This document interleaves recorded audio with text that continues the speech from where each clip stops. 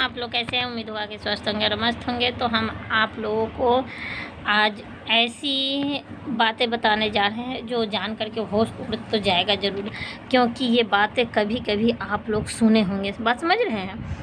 तो ऐसे वीडियो जानने के लिए आप मेरे चैनल को लाइक सब्सक्राइब कमेंट ज़रूर कीजिएगा, क्योंकि बहुत ही मस्त वीडियो हैं।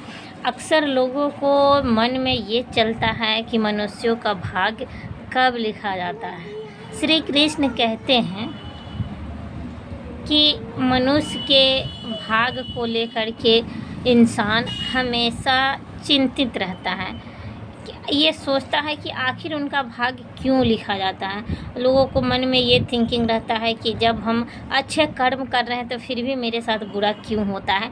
पता है, आजकल के दौर में या शुरू से सतयुग कलयुग त्रेता द्वापर हर युगों से ये देखने और सुनने को आया है कि जो ज़्यादा धर्म निष्ठा करता है उनके साथ ज़्यादा क्रूरता से इंसान व्यवहार करते हैं। ज़्यादा जो इंसान हमेशा पूजा पाठ करते हैं वो हमेशा दुखी रहता है। लेकिन ऐसा होता क्यों है? क्योंकि हम हर वीडियो में बताते हैं कि जब इंसान कुछ ज़्यादा एग्ज़ाम देता है, ज़्यादा आगे बढ़ता है, तो उनका एग्ज़ाम का जो क्वेश्चन जो होता है और कॉस्टली होता है, यानी और बड़ा महंगा, यानी बहुत ही भारी होता है।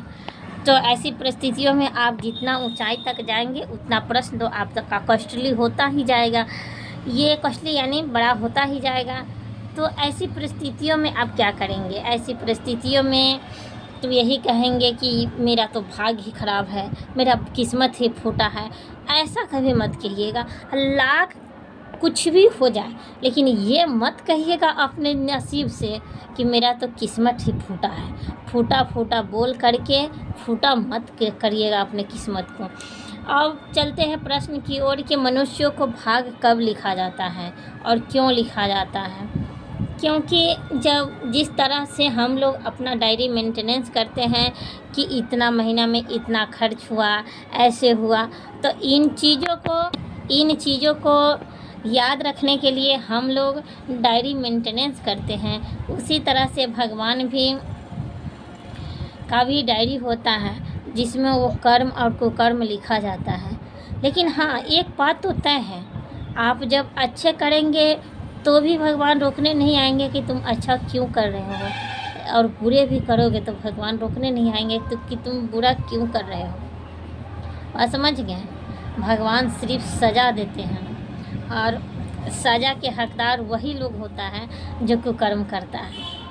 अक्सर इंसान दूसरे को कष्ट देने के समय ये भूल जाता है कि वो दर्द मुझे भी पड़ता, वो कष्ट मुझे होता तो कितना दर्द होता है। इन सब चीज़ों को अगर इंसान ध्यान दे देना तो इंसान की ज़िंदगी बदल जा सकती है। क्योंकि इस दुनिया में ना, आप जिस दिन जाओगे, जिस दिन मरोगे ना, उस दिन ज़मीन तो करोगे, लेकिन ज़मीन का 1 इंच आप साथ में लेकर नहीं जाओगे। वो राख भी नहीं मिलेगा। मरने के बाद वो राख को भी फेंक दिया जाता है और उसमें से ये ढूंढ नहीं पाओगे कि वो कोई इंसान था जो इसमें झलक जाएगा। नहीं झलकेगा। जलने के बाद भी आप ढूंढोगे, नहीं मिलेगा। शरीर एक ऐसी चीज़ है ना कि उसको जलाने के बाद भी अस्थाई नहीं रखा जाता है। कभी गंगा में प्रभावित किया जाता है, कभी जलाया जाता है, कभी उसको उठाकर फेंक दिया जाता है। माने अन्य तरह की मरने के बाद भी प्रक्रियाएं होती रहती हैं। तो इस शरीर को ना जलने मत दिया करो, क्योंकि जलेगा तब ना जब आपको कर्म करोगे। जिंदा में तो जल कर जाओगे, लेकिन मरने के बाद भी ना, जब भगवान आपकी आत्माओं के और परीक्षा लेंगे ना और आपके खाते बही जब देखेंगे ना, तो यहाँ तो जलकर राख होकर चले जाओगे, लेकिन वहाँ जाने के बाद भी ना तुम पल पर दर भटकोगे और दर पल पल जलोगे। तो इन चीज़ों को जलने से अच्छा है कि आप मनुष्य योनि अगर प्राप्त किए हो ना, तो अच्छा कर्म करो।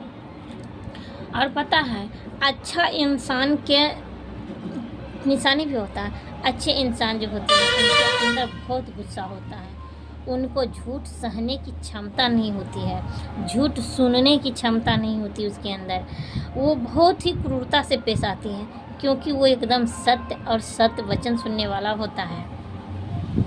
तो हम आप लोगों को बता रहे थे कि भाग्य कब लिखा जाता है। तो मनुष्य को ना जन्म होने से पहले ही ना उसको श्री कृष्ण कहते हैं कि इंसान के जन्म का होने से पहले जन्म होगा या नहीं वो निर्धारित करने से पहले ना उसका भाग लिख दिया जाता है कि आपको क्या कष्ट होगा।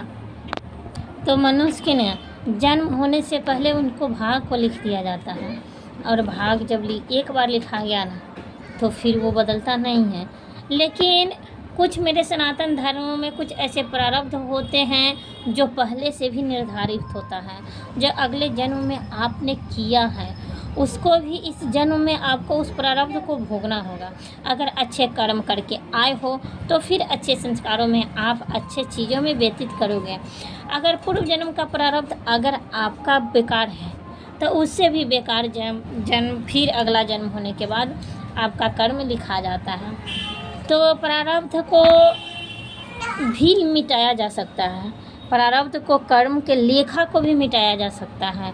और ये बताइएगा, कहिएगा, अन्य इंसानों को मन में ये थिंकिंग रहता है कि जो भाग्य में लिखा गया वो मिटेगा कैसे।